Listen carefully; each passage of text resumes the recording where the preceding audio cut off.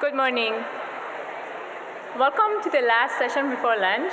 My name is Hale, and I'll be introducing our speaker.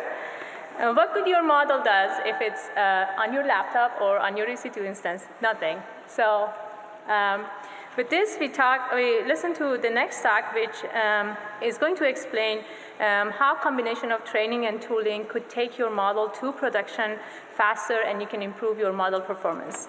Renee Ernst is a seasoned data scientist and engineer with over a decade of experience transforming machine learning models into impactful business realities. She has a PhD in social psychology and statistics from Iowa State University, and that provides her with a strong foundation to not only understand complex behavior and design data-centric AI, but also models that are human-centric. Please help me welcome Renee.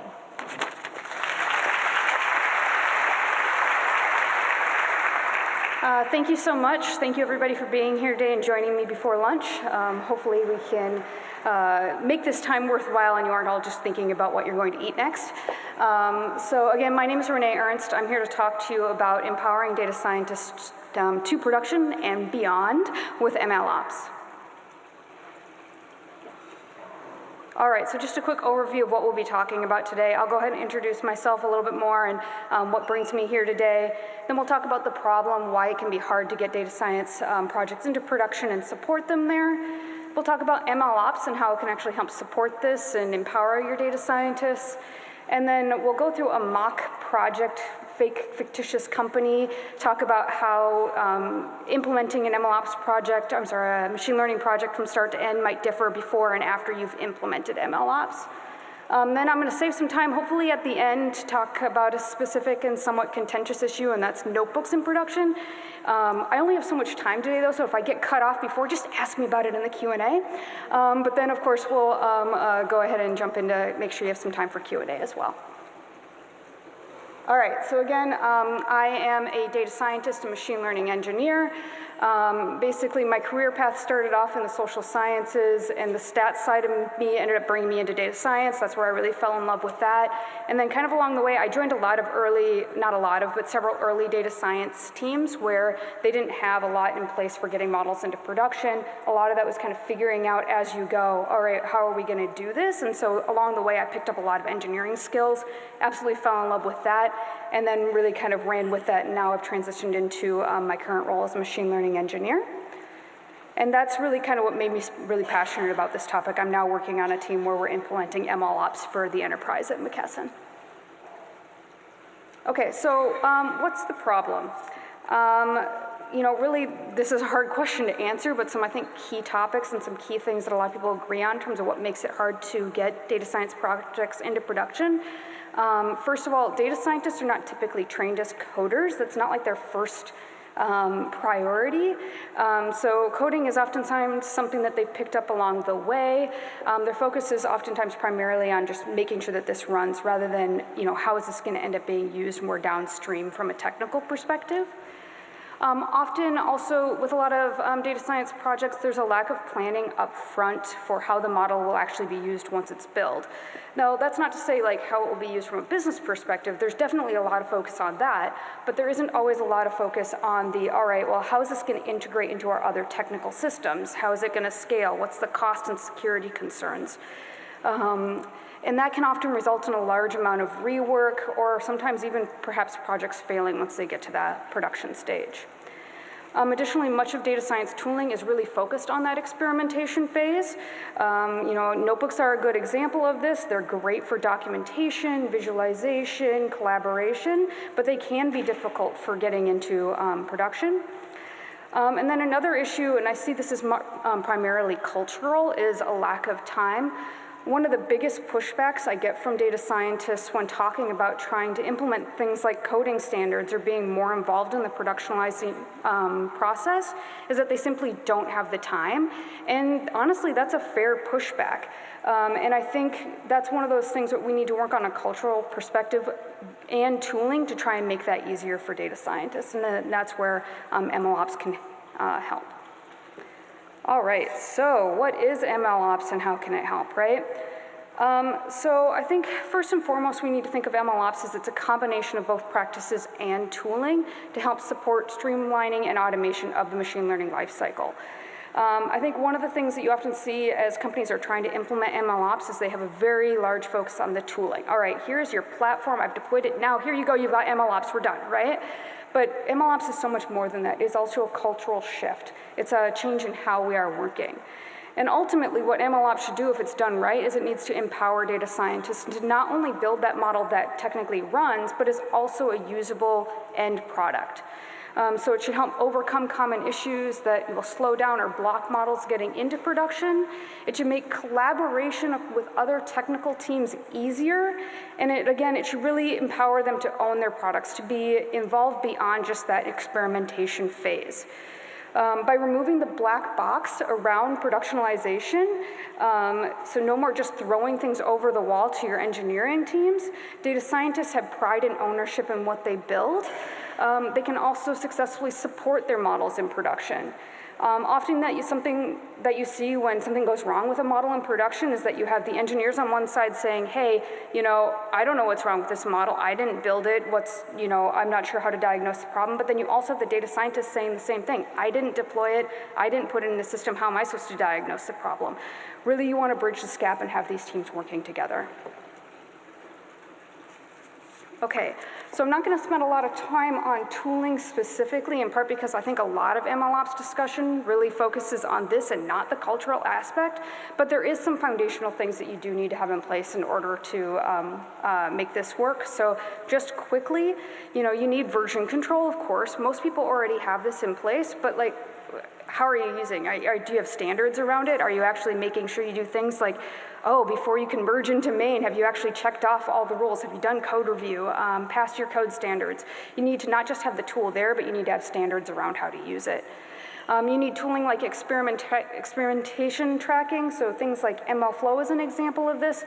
It's that place for data scientists as they're iterating and experimenting, they can save off their work as they're doing it, be able to track it and go back and do that loop of the experimentation properly, and be able to reproduce their work. You have continuous integration and continuous deployment. A lot of that's around, your automated testing, your being able to easily deploy and automate those workflows. You need model training, serving, deployment, and pipeline tools. This has gotten better a lot over the years. A lot of the kind of out-of-the-box tooling provided by the cloud providers, so you're like Vertex AI, Azure ML, SageMaker, for example, those tooling is focused on trying to give you a lot of this out of the box. You still need to, as a team, implement that and have standards and ways of working for your specific team with those. Then you, of course, also need data quality management and alerting. This is something that I think we're still kind of figuring out from a tooling perspective, but you need to know before data's flowing into your models if there's something wrong, and you need good systems around alerting to that. And then finally, of course, you need model performance tracking and in some cases automated retraining for your pipelines. You want to know that if you're having model drift, your model's no longer performing, that you can quickly rerun your pipelines and get something else out there. But where I really want to spend more time talking is this how we work aspect of MLOps. A lot of it is this cultural change that I keep talking about, and there's some key components of the cultural change that I want to focus on here. First, with data science projects, it's very important to have clear metrics for success very early on. And these need to go beyond things like how accurate is my model. It also needs to be measuring, how well would my models integrate with other systems, and how would they perform from a technical standpoint. Now, of course, this is going to differ from project to project, depending on what stage you're in, but no matter what, it's important to have these metrics and to be regularly revisiting them. We need shared responsibility across our technical teams for the success of AI and ML. Data scientists are heavily dependent on other technical teams, whether it be for their data or for the compute that they're operating on or these platforms. No matter what, they're heavily dependent, and without those tools working right, they can't succeed. So it's important for these other technical teams to also measure their own success depending on those who are downstream from them and that are dependent on them. So for example, data engineering measuring in part their success by how well the data scientists can use their product, which is the data, right? But something that's also often overlooked is then when data science does succeed, when our projects are working, we need to make sure we also shine the spotlight back on those teams that are supporting us. Data science is kind of the sexy field. Everybody's excited, hey, this model that I built, but sometimes we forget to then shine that light on the teams that are dependent on us and that we really need in order, or that we are dependent on, and make sure that we share that success with them. And then, of course, we need continued support from leadership for automation and standardization. We need to make sure that we are continually supporting that from both a financial perspective, but then also thinking about, like, this is something that you can't just put in place once and then move on.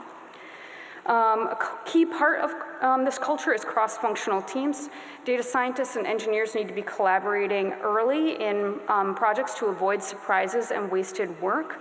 You need a better understanding of how each other work to avoid these issues and to be able to benefit from each other's working styles.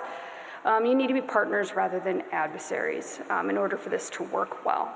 We all know the importance of close relationships for data scientists with the business. Of course, you need to do that to understand your problem, but you also need these close relationships with the technical teams to really know how your models are being used. And then another thing to think about as part of these cross-functional teams is shared team standards.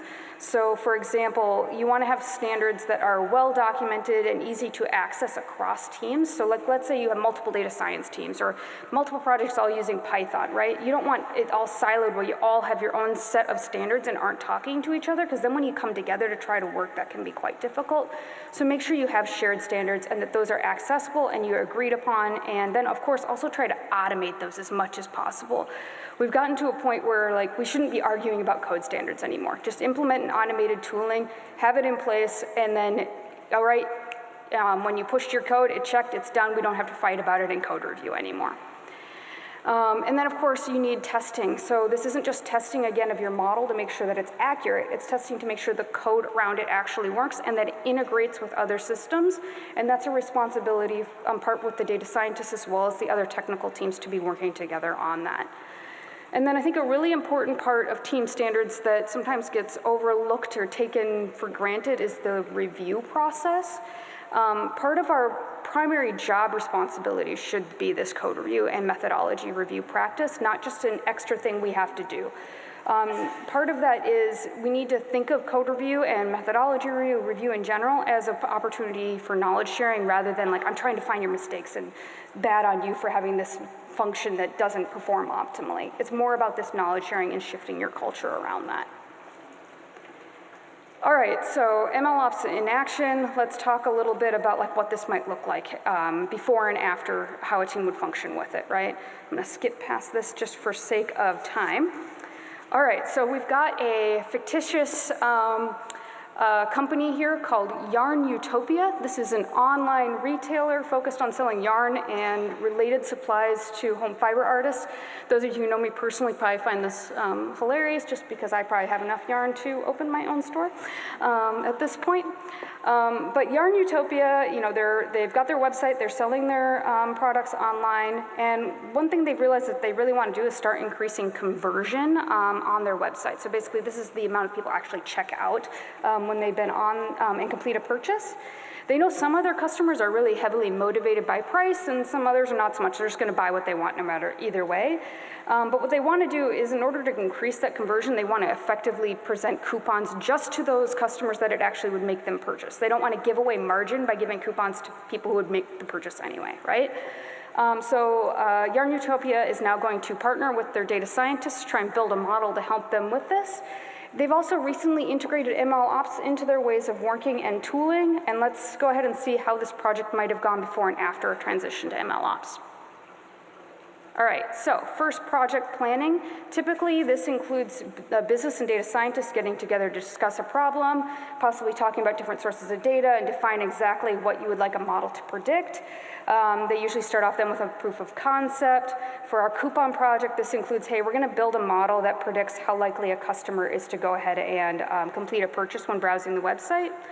Now, of course, all of these steps are needed. You still need these pre and post MLOps, but there's some common misses at this stage before implementing MLOps. So that might include asking questions around, okay, what data is actually going to be available at the time that we generate a prediction? When exactly are we going to be making these predictions, and how fast do they need to be made? When we bring in our technical teams early, so as now what we are doing at Yarn Utopia now that we've implemented MLOps, when we do this, even as bringing them in with as just advisors, we can address these questions early on and prevent risks in terms of our projects failing once we've developed a model. Together, we can define success metrics and plan for technical requirements early, keeping in mind how these models are ultimately going to be used. We consider things like what data is going to be available when we generate our predictions, rather than just assuming it's the same as the databases that we use for our regular analytics work. For our project, we learned early that there's actually some differences in our data sources, specifically around third-party data and like what's going to be available in the databases for our website versus what we normally use for our analytical tooling. And as such, we can avoid using features we aren't going to have available and build a model from the get-go that reflects how accurate we can actually be with the data that will be available when we deploy our model. All right, so the data gathering and exploration phase. Data scientists typically spend time pre-MLOps focused on building queries, exploring data, typically in notebooks, and perform data cleaning and exploratory analysis tasks. Before Yarn Utopia implemented MLOps, this phase often lacked structure and reproducibility. It wasn't always possible for another data scientist, or sometimes even the same data scientist, to produce the same results. For example, they might have a notebook running on their laptop, but each time they ran it, they got slightly different results. Or even if they did save off the data and got the same results, they had a hard time sharing this work with other data scientists or doing code review on it. Now, post-MLOps, we've implemented some tooling that the data scientists have exploratory compute environments designed just for them. It's integrated with their version control systems. They have places to store and version their data. And it's become much easier for them to collaborate with each other and across teams with this tooling. It's now easier for them to share their output with analysts and other technical teams, and these teams can provide feedback early for things like data-related concerns before we move into the modeling process. All right, so then the model training and development phase, kind of the fun part here. So before Yarn Utopia introduced MLOps, model training and experimentation was not well tracked. It was mostly up to individual data scientists to track the results of each of their model runs, make sure that they could reproduce them as needed. They had some tooling they could use for experiment tracking, but there was really no standards around how to use it, so the environment just became super messy and didn't provide a lot of value.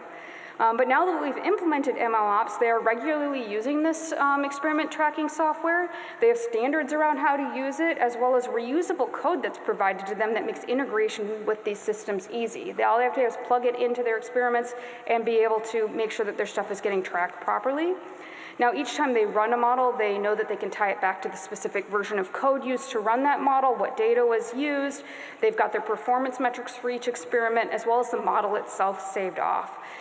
They also have infrastructure now that is scalable to their needs with very little effort on their part, and tooling and standards that just generally make their lives easier so that they can spend more time focused on the models and meeting their business and technical requirements. All right, the model deployment phase. Okay, so we've got our model trained. It looks like it's looking good. We want to get into production and start offering it up so that way we can give those coupons to the right customers, right? Before we had MLOps in place, deploying a model was really time-consuming and stressful. It was usually a manual process with little to no testing in place to ensure things wouldn't break when it goes into production. With MLOps, we're now utilizing CI/CD for testing and deployment to make it much easier. Our code is automatically checked to make sure it meets our team standards, so we don't have to have debates over that, and it makes sure all of our tests pass before it goes into a production system. We have model registries now where our models are organized, documented, and versioned. If we needed, if something went wrong and we had to roll back to a previous version, that's now easy for us to do. And our data scientists don't have to build APIs from scratch in order to deploy their new conversion model here. Instead, they can use tooling that's been provided that makes it much easier for them. With our new tooling and our ways of working, our data scientists are able to deploy their model, which our engineering teams are then able to integrate into their systems, resulting in customers on our website now being able to shop and getting offered coupons just like we wanted.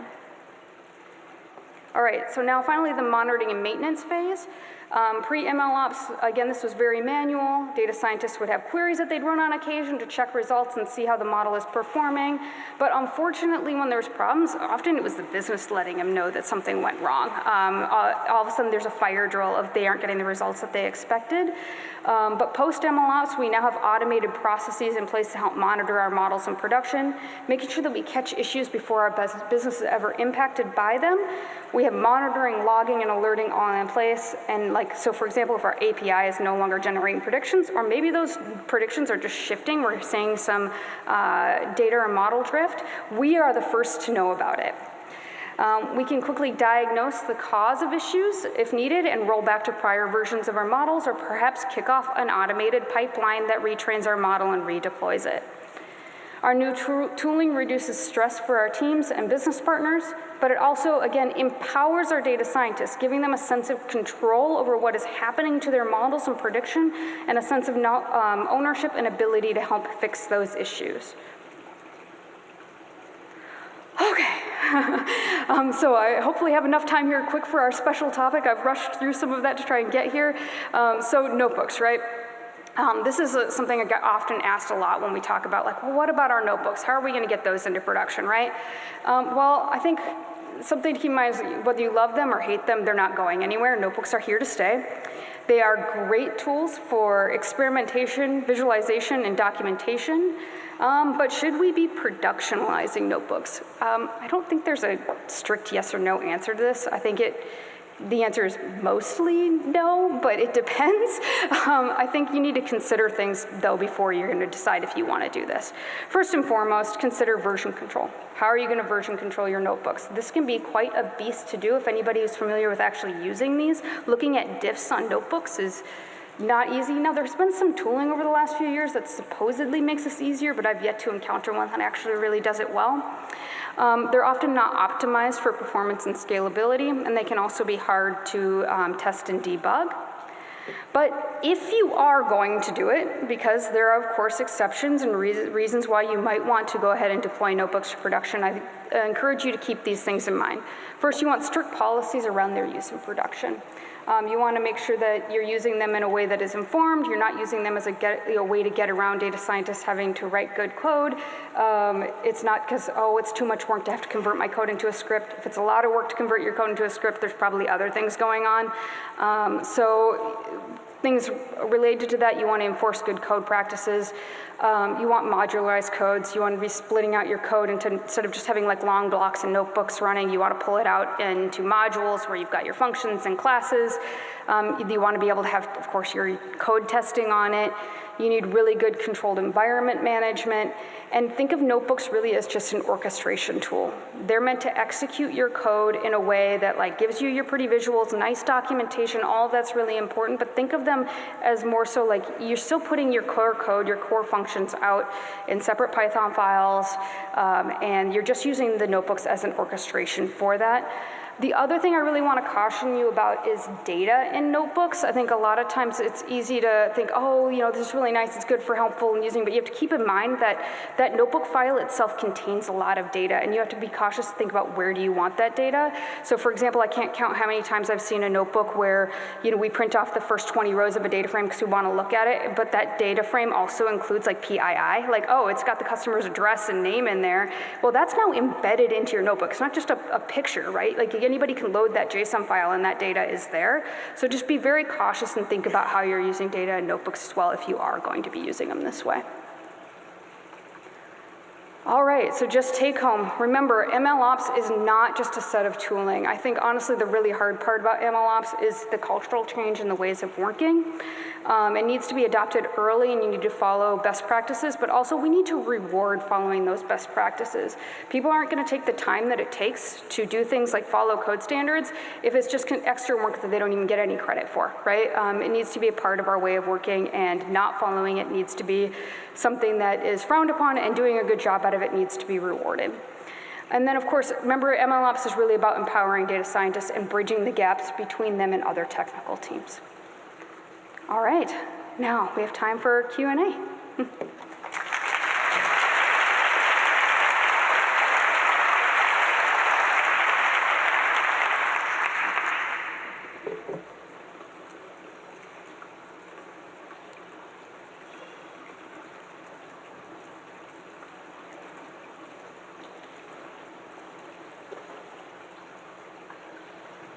Hi, thanks so much for this presentation. My question is about a situation where you have a model that, say it's in a notebook and it's running in production and it's kind of serving the business needs. How might you think about justifying dedicating capacity and business costs essentially to revamping that process to using like a full MLOps structure if like there is kind of an MVP in place that's serving the business needs, but it's not optimal because it's not kind of taking advantage of the full suite of these MLOps tools.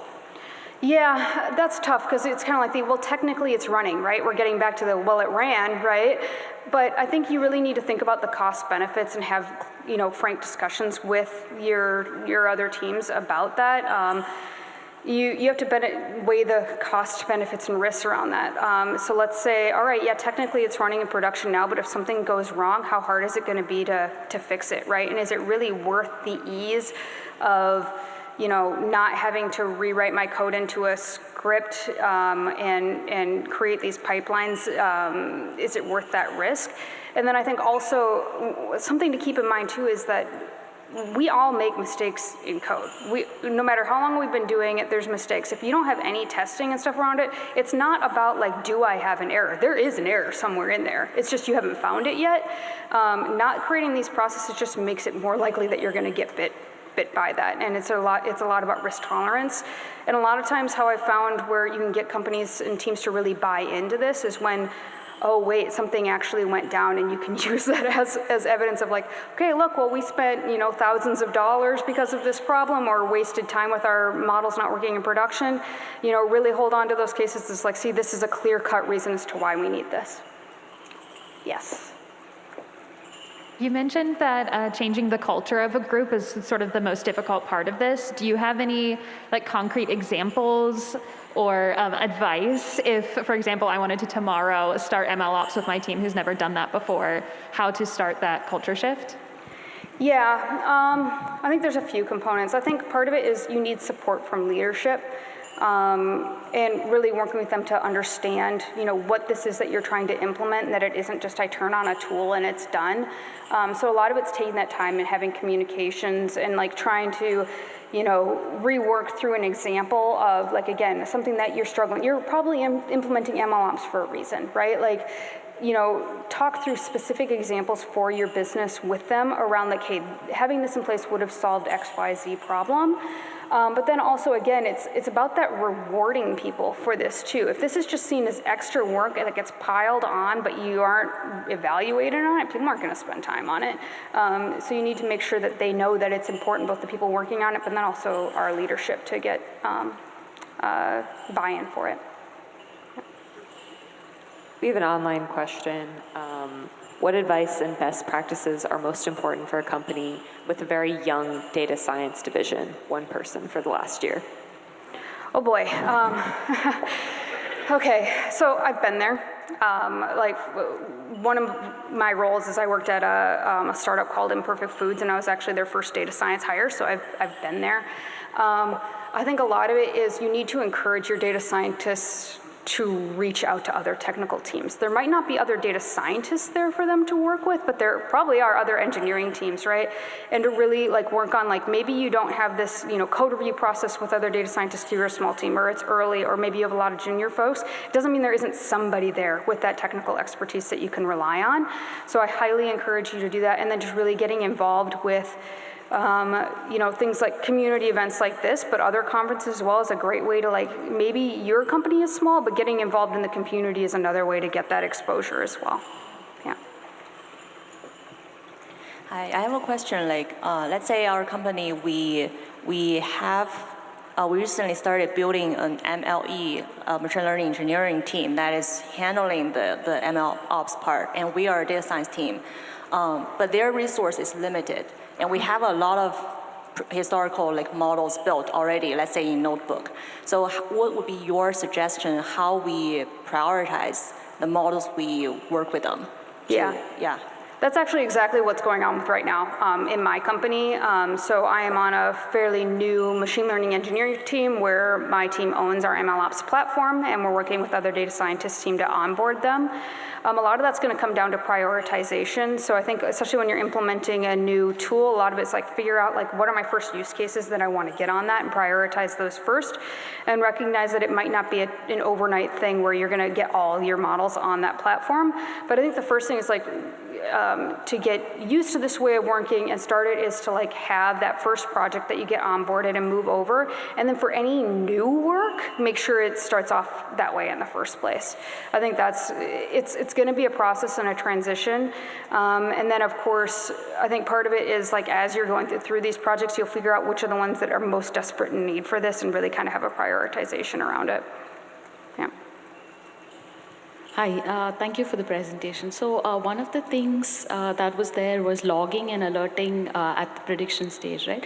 So is it also common to have alerting tools at the EDA stage to kind of detect things early with data shifts and distribution shifts?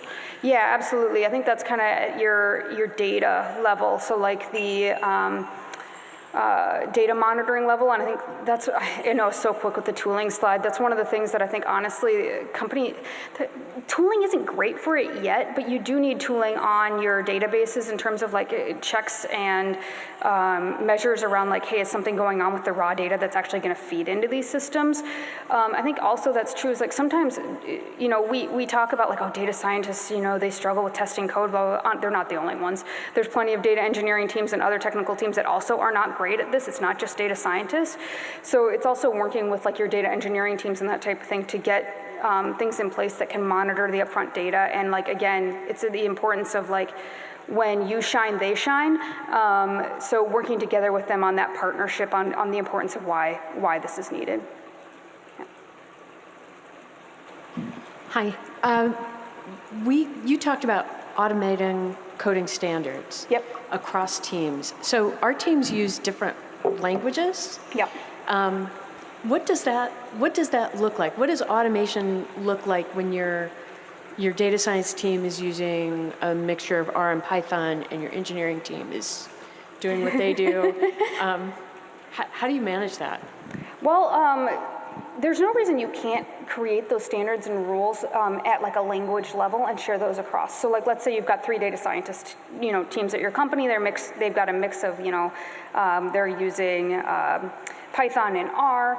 You can come together and create shared standards and then implement those shared standards through having repos and CI/CD templates that basically out of the box you create your new GitHub repo. It comes built in with that stuff already in there, and it's got all those checks. So yes, you're in different languages, but honestly all these languages at this point have these tools available. It's just you just got to get them in place for each. Yeah. We have another online one. Do data platform tools like DataQ help productionalize ML models as well as maintain them easily? Have you used something like that? I've used a lot of tools. That one specifically I haven't. So I will say I used to be really resistant to a lot of these tools earlier in my career, but they've gotten better. So in my last role, we were on Google, so it was working a lot with Vertex AI or related products. Now, our team right now, we're using Azure, so we're implementing Azure ML for our teams, and so putting these tools in place. And I'll say, one of the things I'm glad that that I am also a data scientist in addition to an engineer, so I understand the resistance to some of these tools when they're not done well, they can be a giant pain, honestly, and not really work well. So I think it's about like picking and choosing the items from them that do work well and working well with your, working closely with your operations teams to make sure that they meet your needs. Definitely advocate for having people on those teams who have also worked as data scientists. I think that that's really helpful because if they've never done your job, it's really hard for them to build things for you if you aren't working together. So again, it's that collaboration. No tool's going to solve every problem, though. There's always going to be edge cases where it just doesn't work for that. And a lot of that's just going to be, you need to catch that early in the pre-planning and being able to handle it. Yep.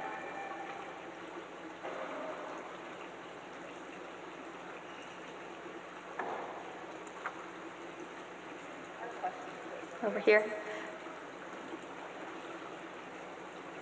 Just come with the mic behind you.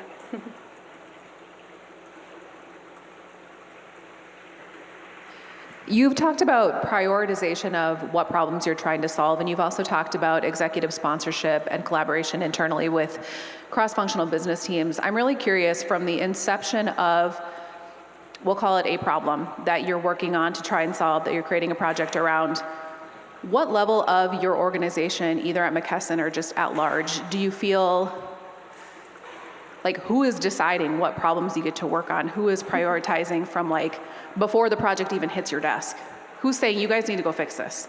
That is a great question, and it really varies by team and organization. So I'm fairly new at McKesson, and I'll say there's definitely a lot coming up more from higher levels of leadership there versus sometimes on other companies, like my previous company, I was working on a team where we were an innovation lab, where actually a lot of it was coming internally from our own team of like, we're coming up with ideas that we can try and help with the business and then trying to shop them around. So it can come really honestly from either way, and it really depends on the organization.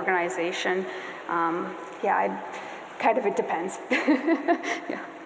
Thank you. Thank you.